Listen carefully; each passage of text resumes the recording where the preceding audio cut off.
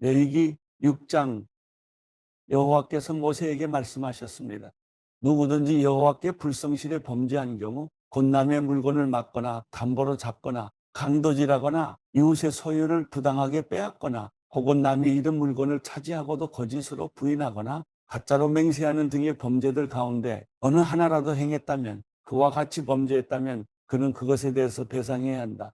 곧 훔친 대로, 빼앗은 대로, 자기에게 맡겨진 대로, 남이 잃은 물건을 가져간 대로, 무엇이든 가짜로 맹세한 대로 배상해야 한다. 그는 그것을 전부 배상하고 그같이 5분의 1의 값을 더해 속건제물을 드릴 때 원래 주인에게 주어야 한다. 그리고 그는 여호와께 대한 자신의 속건제물로 제사장이 정한 값에 해당하는 흠없는 순양 한 마리를 제사장에게 가져와야 한다. 제사장은 여호와 앞에서 그를 위해 속죄해야 한다. 그러면 그가 행하고 범죄한 것을 용서받게 될 것이다. 여호와께서 모세에게 말씀하셨습니다. 아론과 그 아들들에게 이렇게 명령하여라. 이것은 번제물에 관한 규례다. 번제물은 제단 위 제물을 태우는 곳에 밤새 올려져 아침까지 있어야 하고 제단의 불은 그곳에서 계속 불타올라야 한다. 제사장은 고운 삼배로 만든 기옷과 속바지를 입고서 제단 위에서 불에 타고 재만 남은 번제물을 가져다 제단 옆에 두어야 한다. 그 후에 그는 고운 삼배옷을 벗고 일상적인 옷으로 갈아입고 나서 그 죄를 이스라엘의 야영지 밖 정결한 곳으로 내가야 한다. 제단 위의 불은 그곳에서 계속 타고 있어야 하고 꺼져서는 안 된다. 아침마다 제사장은 나무를 가져다 제단 위에 불을 붙이고 그 위에다 화목제물의 지방이 있는 부위를 불태워야 한다. 그 불은 제단에서 계속 타올라야 하며 꺼져서는 안 된다. 이것은 곡식제물에 관한 규례다. 아론의 아들들은 그것을 여호와 앞 제단 앞에 드려야 한다. 그는 고운 곡식가루 한 줌과 올리브 기름을 가져다 그 곡식제물 위에 모든 유향을 더해 제단 위에 그것을 기념물로 태워 여호와께서 기뻐하시는 향기를 내야 한다. 아론과 그 아들들이 그 나머지를 먹을 것이며 그것은 거룩한 곳, 곧 회막들에서 누룩 없이 먹어야 한다. 그것은 누룩을 넣고 구워서는 안 된다. 나는 그것을 내 화제물 가운데 그들의 몫으로 주었다. 그러므로 속죄제물과 속건제물과 같이 그것은 가장 거룩한 것이다. 아론의 자손들 가운데 남자는 그것을 먹을 수 있다. 이것이 너희 대대로 여호와께 드리는 화제 가운데 그들이 받을 영원한 몫이다. 이 제물에 닿는 것은 무엇이든 거룩하게 될 것이다. 여호와께서 또 모세에게 말씀하셨습니다. 아론과 그 아들들이 제사장으로 임명을 받을 때 여호와께 바쳐야 할 제물은 이렇다. 정기적인 곡식 제물의 경우처럼 고운 가루 10분의 1의 발을 준비해 2분의 1은 아침에 2분의 1은 저녁에 드려야 한다. 그것을 얕은 철판 위에 올리브 기름을 섞어 만드는데 그것을 잘 반죽해 곡식제물처럼 잘게 잘라 구워라. 그러고 나서 그것을 여호와께서 기뻐하시는 향기로 드려야 한다. 아론의 아들들 가운데 아론의 뒤를 이어 제사장으로 임명받은 제사장은 이것을 영원한 규례로 여호와께 드려야 한다. 이것은 완전히 불태워야 한다. 제사장이 드리는 모든 곡식제물은 완전히 불태울 뿐 먹어서는 안 된다. 여호와께서 모세에게 말씀하셨습니다. 아론과 그 아들들에게 이렇게 말하여라. 이것은 속죄제물에 관한 규례다. 속죄제물은 여호와 번제물을 잡는 곳에서 잡아야 한다. 이것은 가장 거룩한 것이다. 죄로 인해서 그것을 드리는 제사장은 그것을 먹어야 한다. 그는 거룩한 장소, 곧 회막들에서 먹어야 한다. 그중 어떤 부위든 고기를 만지는 사람마다 거룩해질 것이고 그 피가 누군가의 겉옷에 조금이라도 튀었다면 너희는 거룩한 곳에서 그 옷을 씻어내야 한다. 그 고기를 삶은 턱에는 깨버리고 녹그릇에 고기를 삶았으면 그 그릇은 문질러 닦고 물로 헹구어야 한다. 제사장 가문의 남자는 그 고기를 먹을 수 있다. 그것은 가장 거룩한 것이다. 그러나 성소 안에서 속죄를 하기 위해서 속죄 제물의 피를 회막 안으로 가지고 들어간 예물은 먹지 말고 불로 태워야 한다. 레위기 7장. 이것은 속건제물에 관한 규례다. 이것은 가장 거룩한 것이다. 속건제물은 번제물을 잡는 장소에서 잡고 그 피는 제단 사방에 뿌려야 한다. 그 예물에 모든 기름을 바쳐야 한다. 곧 기름진 꼬리와 내장을 덮고 있는 기름, 두 콩팥과 거기 허리 주변에 붙은 기름, 간의 거풀을 콩팥들과 함께 바쳐야 한다. 제사장은 그것들을 여호와께 화제로 드리는데 제단 위에서 태워야 한다. 이것이 속건제물이다. 제사장 가문의 남자는 그것을 먹을 수 있지만 거룩한 곳에서 먹어야 한다. 그것은 가장 거룩하다. 속건 제물은 속죄 제물과 같이 동일한 규칙이 적용된다. 곧 그 제물은 속죄를 행하는 제사장의 몫이 된다. 어떤 사람의 번제물을 드리는 일을 한 제사장은 그 사람이 드린 번제물의 가죽을 가질 것이다. 화덕에 구워진 모든 곡식 제물과 얕은 소치나 조리용 판에서 준비된 모든 곡식 제물도 그것을 여호와께 드리는 일을 하는 제사장의 소유가 되고, 올리브 기름과 섞었든 섞지 않았든 곡식 제물은 모두 아론의 모든 아들들이 똑같이 나누어 가져야 한다. 여호와께 바치는 화목 제물에 관한 규례는 이렇다. 감사의 표시로 화목 제물을 드리려면 이 감사의 예물을 누룩 없이 올리브 기름을 섞은 두꺼운 빵과 누룩 없이 올리브 기름만 바른 납작한 빵과 고운 가루로 잘 반죽해 올리브 기름을 섞은 빵을 드려야 한다. 감사의 표시로 드리는 화목제물과 함께 누룩을 넣어 만든 빵을 드려야 한다. 그와 같이 각 종류의 빵 가운데 하나씩 가져와서 여호와께 예물로 드려야 한다. 그것은 화목제물에 피를 뿌리는 제사장의 소유가 되어야 한다. 그 감사의 표시로 드려진 화목제물의 고기는 제물을 드리는 날에 먹어야 하고 아침까지 남기면 안 된다. 그러나 예물이 맹세를 이루기 위한 제물이거나 자원에서 드리는 제물이라면 희생제물은 드리는 날에 먹을 것이며 나머지는 다음 날 먹어야 한다. 3일째 되는 날까지 남은 고기는 불태워야 한다. 화목제물의 고기를 3일째 되는 날까지 먹는다면 그것을 바친 사람은 하나님이 용납하지 않으실 것이다.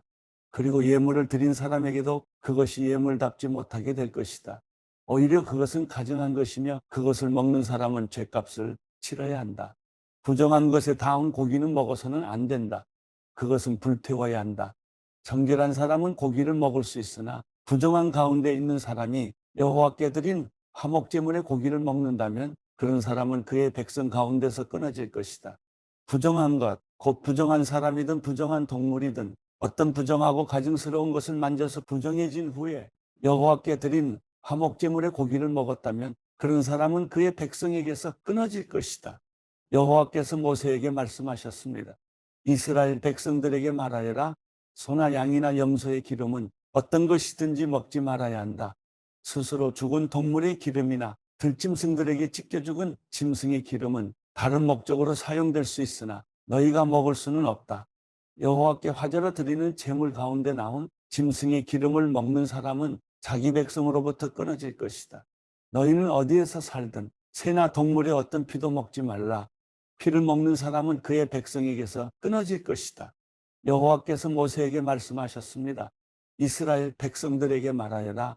여호와께 화목제물을 가져오는 사람은 여호와께 드리는 화목제물들의 희생물 가운데 일부를 여호와께 예물로 가져와야 한다.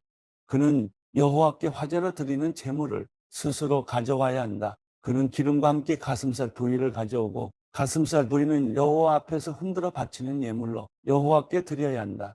제사장은 그 기름을 제단에서 태워야 하지만 가슴살 부위는 아론과 그 아들들의 것이 될 것이다. 화목제물의 오른쪽 뒷다리를 들어 올려 바치는 예물로 제사장에게 주어야 한다. 아론의 아들들 가운데서 화목제물의 피와 기름을 여호와께 드리는 일을 하는 제사장은 자신에게 주어진 한 몫으로 오른쪽 뒷다리를 가질 수 있다. 내가 이스라엘 백성에는 화목제물들 가운데서 얻은 가슴살 부위와 드려진 오른쪽 뒷다리를 이스라엘 백성에게서 받아 제사장 아론과 그 아들들에게 영원한 몫으로 주었다. 이것은 아론과 그 아들들이 제사장으로 여호와를 섬기도록 임직된 날에 드린 여호와의 화제물 가운데서 아론이 받는 몫이며 그 아들들이 받는 몫입니다. 그들이 임직하던 때 여호와께서 이스라엘 백성들에게 이것을 그들에게 주도록 명령하셨습니다. 그것은 대대로 주어진 영원한 몫입니다. 이상은 번제물과 곡식제물과 속죄제물과 속건제물과 성별케 하는 제물과 화목제물에 관한 규례입니다. 이것은 여호와께서 신의 광야에서 이스라엘 백성을 향해 여호와께로 예물을 가져오라고 명령하셨던 때에 신의 산에서 여호와께서 모세에게 명령하신 것입니다. 누가복음 13장. 바로 그때 몇몇 사람들이 와서 빌라도가 갈릴리 사람들의 피를 그의 희생제물과 섞었다는 소식을 예수께 전했습니다. 예수께서 대답하셨습니다. 그 갈릴리 사람들이 다른 모든 갈릴리 사람들보다 더 악한 죄인이어서 이런 변을 당했다고 생각하느냐? 그렇지 않다. 내가 너희에게 말한다. 너희도 회개하지 않으면 모두 멸망할 것이다. 또 실로암에서 탑이 무너져 죽은 18명은 어떠하냐? 다른 모든 예루살렘 사람들보다 그들이 죄를 더 많이 지었다고 생각하느냐? 그렇지 않다. 내가 너희에게 말한다. 너희도 회개하지 않으면 모두 멸망할 것이다. 예수께서 이런 비유를 말씀하셨습니다. 어떤 사람이 포도원에 무화과 나무를 한 그루 심었다. 그는 열매가 열렸을까 해서 가보았지만 하나도 보이지 않았다. 그래서 그는 포도원 지기에게 말했다. 이 무화과 나무에 열매가 있는지 보려고 3년 동안이나 와보았건만 하나도 없으니 나무를 베어버려라. 무엇 때문에 땅만 버리겠느냐? 그러자 그 종이 대답했다. 주인님, 한 해만 그냥 두십시오. 그러면 제가 그 둘레를 파고 거름을 주겠습니다. 혹 내년에 열매가 열릴지도 모릅니다. 그렇지 않으면 그때 베어버리십시오. 예수께서 안식일에 한 회당에서 가르치고 계셨습니다. 거기에는 18년 동안 병을 일으키는 영에게 시달리고 있는 여인이 있었습니다. 그 여인은 허리가 굽어 똑바로 설 수가 없었습니다. 예수께서 그 여인을 보고 앞으로 불러내 말씀하셨습니다. 여인아, 내가 병에서 해방됐다. 그리고 예수께서 여인에게 손을 얹으셨습니다. 그러자 여인은 허리를 쭉 펴고 일어서서 하나님께 영광을 돌렸습니다. 예수께서 안식일에 병을 고치신 것에 화가 난 회당장이 사람들에게 말했습니다. 일할 날은 엿새나 있어. 그러니 그날에 와서 병을 고치고 안식일에는 하지 마시오. 주께서 그에게 대답했습니다. 이 미선자들아, 너희가 각각 안식일에 황소나 나귀를 외양간에서 풀어내 끌고 나가 물을 먹이지 않느냐?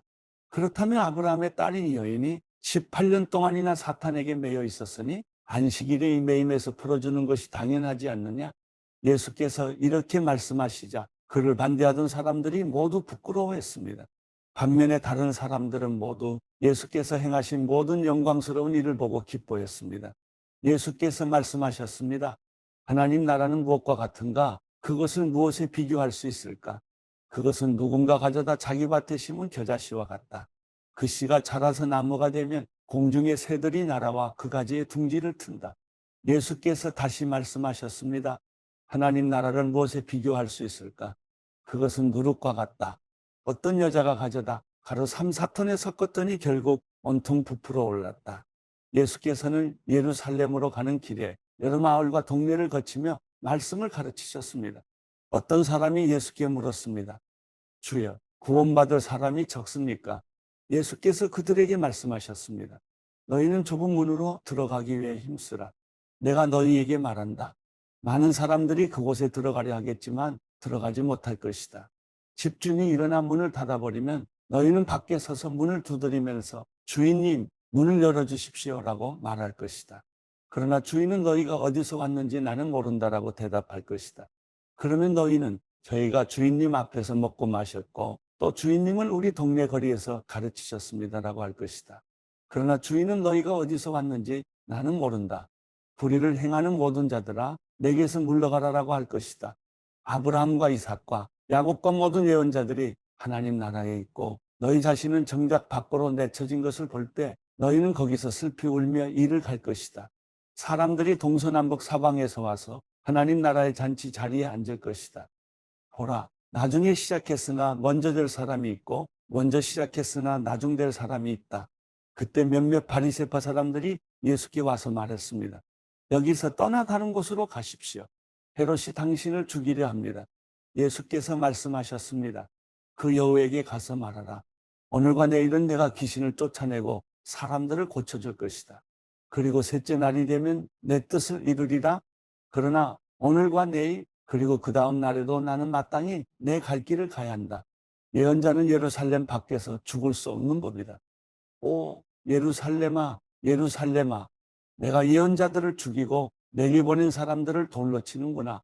암탉이 제 새끼를 날개 아래에 품듯이 내가 얼마나 너희 자녀들을 모으려고 했더냐. 그러나 너희가 원하지 않았다. 보라 이제 너희의 집은 황폐한 채로 남을 것이다. 내가 너희에게 말한다. 너희가 주의 이름으로 오시는 그분은 복이 있다라고 말할 때까지 너희가 다시는 나를 보지 못할 것이다.